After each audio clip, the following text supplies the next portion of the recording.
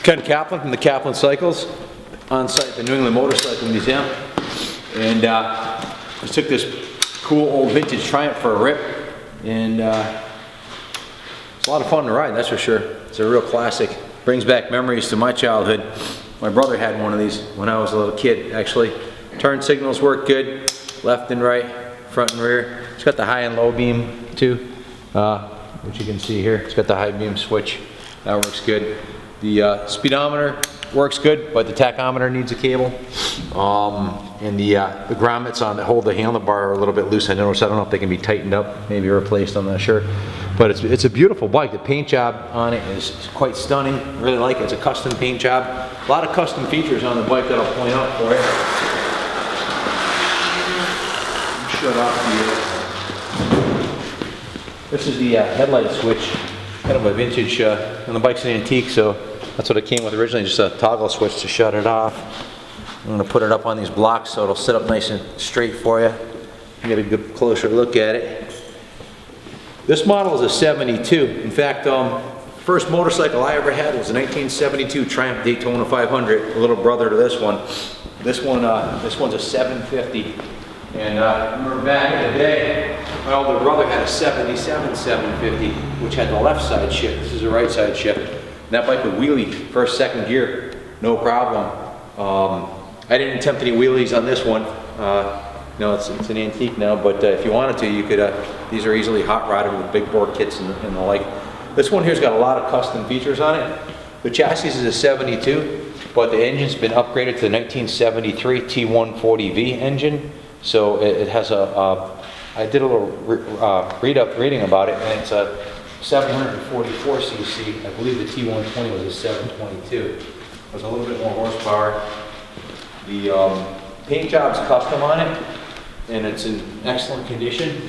It was done by a shop out in Plainville, Connecticut, and it's in a traditional Triumph blue with the gold and white stripes. Badges are in nice shape. I believe those are the original badges.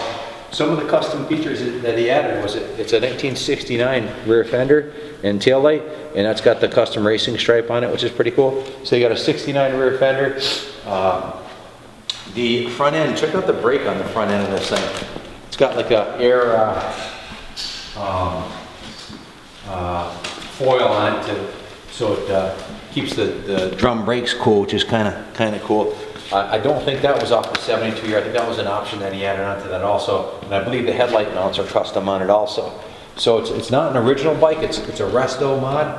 It's got a custom paint job, custom side covers. You see where it says Bonneville right there. The pipes were replaced when the paint job was done, and the pipes are in excellent condition. Has original style hand grips on it, original style handlebars. It's got the nice Triumph logo in between the tank. Not sure if the seat is original, I can't really tell.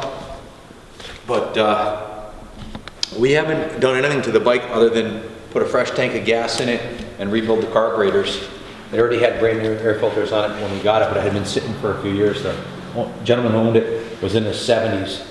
So the 72 Triumph Bonneville frame is an excellent handling bike.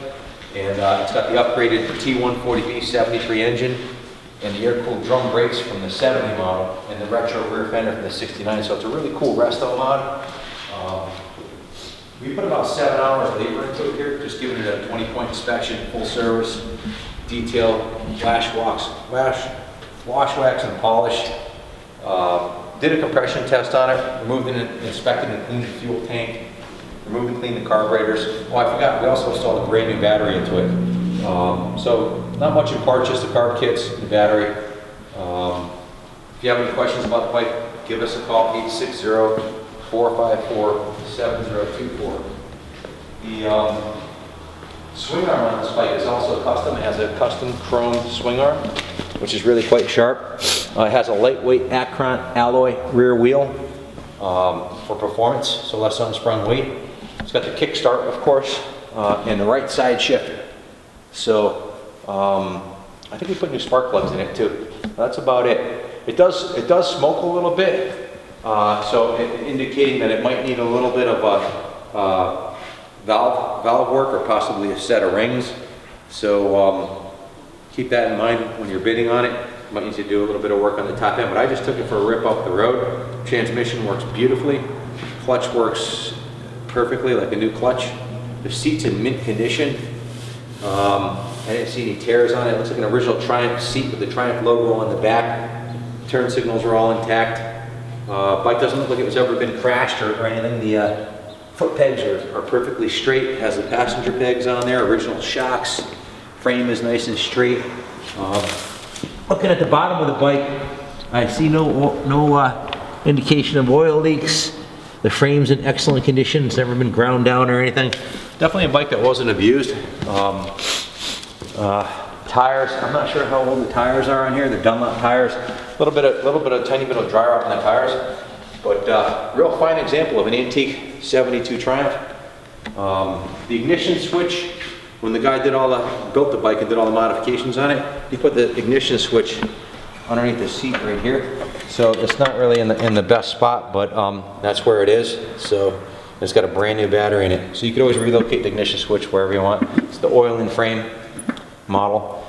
So again, it's an awesome looking, gorgeous antique Triumph.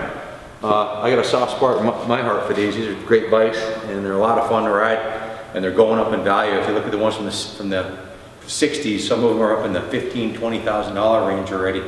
So these are the next ones to go through the roof. They're already checked the NADA out. You see what they're going for, #1 condition. So this would be a great bike to do some finishing touches on it, make it a nice rider. Possibly a couple of exhaust gaskets. I've heard a little bit of an exhaust leak there, tiny bit, but a little bit of work on the engine, get her tuned up fine, and it's an awesome rider or a show bike. So good luck bidding on the bike. All proceeds are going to the New England Motorcycle Museum for the construction. We're trying to raise $250,000 to finish it. $4.8 million so far.